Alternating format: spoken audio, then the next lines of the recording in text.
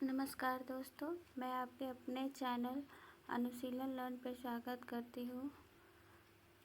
अगर आपने अभी तक मेरा चैनल सब्सक्राइब नहीं किया है तो प्लीज़ कर दें, क्योंकि इस चैनल पे बीएड और बीए से संबंधित सारी जानकारियाँ दी जाती हैं, यानी पढ़ाई जाती हैं। तो आज का जो टॉपिक है वो है मानसिक विकास में शिक्षकों की भूमिका, यानी मानसिक पार्ट 1 हम लोगों ने देखा था, ये दूसरा पार्ट है। तो मानसिक विकास में एक शिक्षक की क्या भूमिका होती है वो आज हम देखेंगे।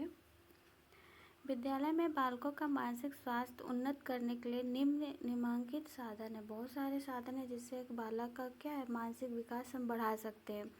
आयाम तथा उपायों को काम में लाना चाहिए। जैसे मानसिक विकास कैसे एक बालक को ज़्यादा से ज़्यादा कर सके, इस पर हमें बहुत फोकस करना होगा एक टीचर के रूप में, क्योंकि आप एक टीचर बनने जा रहे हैं तो इस बात का आपको विशेष ख्याल रखना होगा। तो पहले शुरू करते हैं। जो पहला है हमारा टॉपिक वो है पॉइंट स्वतंत्रता तथा आत्मविश्वास बालकों की मूलभूत आवश्यकताएं हैं।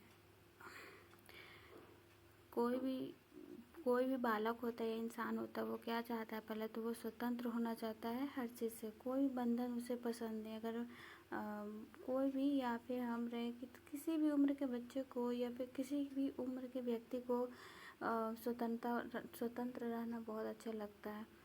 और आत्मविश्वास, क्योंकि अगर बालक ये कहता है कि मैं ये कर सकता हूँ तो उसे बहुत खुशी होती है।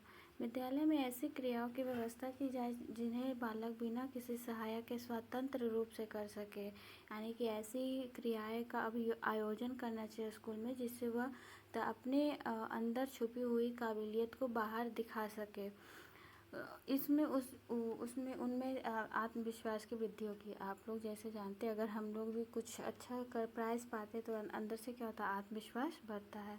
सेकंड है, विद्यालय में साधनों का उपयोग करना चाहिए जिससे शारीरिक स्वास्थ्य अच्छा रहे, यानी कि तरह तरह का खेल भी हम करवा सकते हैं। पीटी हो गया, खेल हो गया, कबड्डी हो गया, या फिर बैडमिंटन हो गया, क्रिकेट हो गया, वॉलीबॉल हो गया।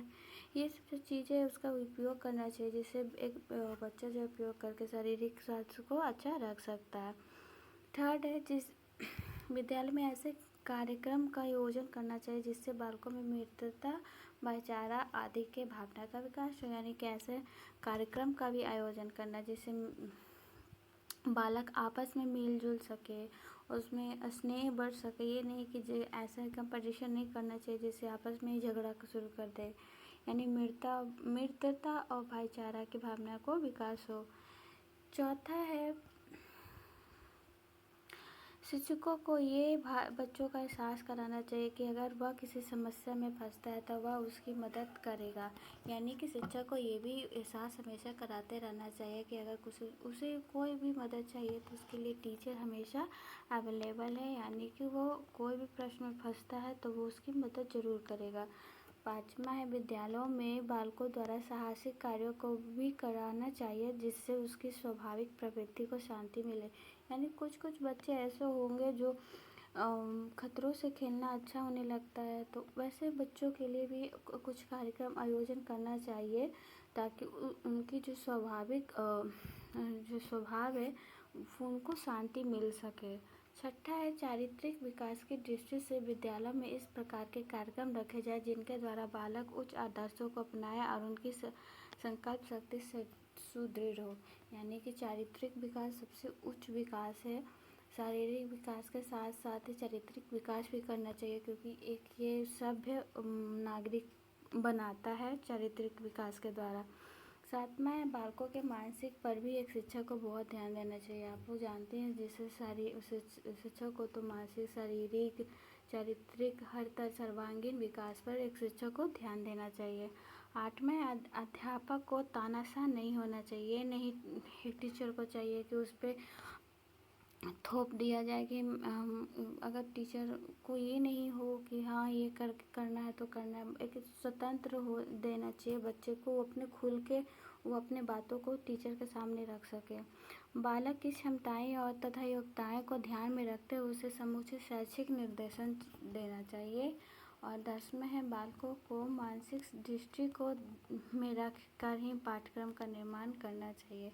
9वां है, क्षमताएं और योग्यताओं को रखकर ही समुचित, जैसे एक बालक है अगर 2 क्लास का है और बच्चे को क्षमता है ही नहीं कि वो किसी चीज़ को कैच कर सके। मान लो एक टीचर है सेकंड क्लास स्टैंडर्ड में पढ़ा रहा है, अगर वो 4th फिफ्थ वाला देगा तो उनके उसको ये क्षमता नहीं है कि वो पकड़ सके। या फिर एक बच्चा है जो 2 का टेबल नहीं जानता और उसे 12 का टेबल पढ़ाया जाए तो ये बस वो नहीं समझेगा। इसीलिए उसके उसकी क्षमता और योग्यता को भी देखकर हम एक टीचर को क्या है ज्ञान देना चाहिए या फिर देंगे। दासमा जो है बालकों के मानसिक स्वास्थ्य की दृष्टि बालकों के मानसिक स्वास्थ्य को दृष्टि में रखकर ही पाठ्यक्रम का निर्माण करना चाहिए।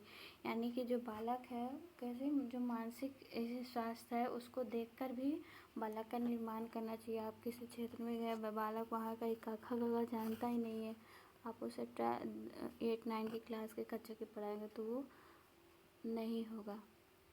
इस तरह से हम लोग ने देखा। आई होप आपको सारा टॉपिक समझ में आया होगा। Thank you and have a nice day.